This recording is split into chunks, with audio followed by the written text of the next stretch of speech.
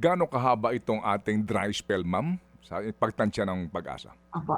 So sa ngayon, yung ating last year po kasi started, ang pinakamataas na daytime maximum temperature ay 40.3 at yung pinakamataas na heat index, kung di pa tayo nagkakamali, is around 52 to 53. So ngayon po, possible din po nating maranasan yon.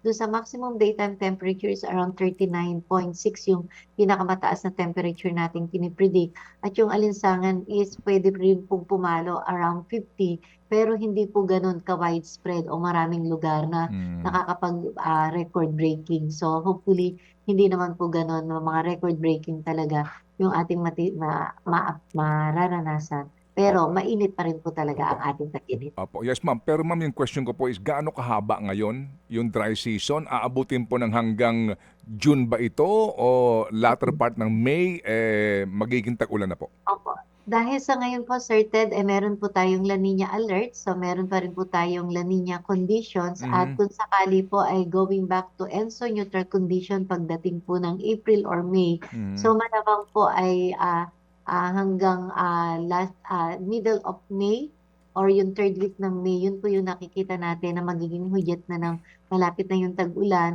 So, Mhm. local thunderstorm activities po, posible na rin po nating maranasan pagdating po ng second half of May. Okay. Ma'am, ano po ang percentage ng accuracy sa inyong forecast? Percentage of accuracy. Pwede ho ba itong magbago pa o ibig sabihin biglang magkakaroon ng opo, go ahead, Opo, ma'am. certain medyo inaudible po Opo, kayo, opo, medyo opo, choppy po. opo. Ma'am, ano po Sorry ang po. percentage ng accuracy ng inyo pong forecast? Meron talaga bang yan, pwede ba bang magbago yan? Opo. Pwede ba bang magbago at kumbaga magkamali at maging mas mahaba yung dry season natin?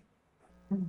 Opo, lahat po ng ating mga forecasts, there is always uncertainty. Mm-mm. That's why. Kasi Mm. po, when we think of weather and climate, we always think of probability. Opo. Chances po yan. Mm-mm. So sa ngayon, nakikita po natin, kung ikukumpara natin last year, so yun po, nakikita natin, so mataas po yung confidence natin doon, Sir Ted, na Mm-mm. talaga mas matindi ang init last year kumpara sa ngayon. At posible pa rin po na magbago yung ating tinatawag na hahaba ng warm and dry season months natin.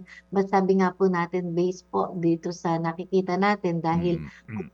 neutral condition, galing tayo sa La Nina. So yun po yung mas malawak or yung large scale na nakakaapekto sa ating klima. Mm-mm. Kaya nakikita po natin sa ngayon na posible po yung usual, yung onset ng ating tag-ulan. So in Okay. terms of accuracy, so depende po dun sa ah, kapag weather and climate. Pag weather po kasi yung pinag-uusapan natin based on initial condition, Opo. based on initial state ng ating atmosphere. Eh Opo. alam po natin very dynamic yung atmosphere, kaya Mm-mm. diyan pa rin po tayo umaasa at Opo. lagi po may uncertainty.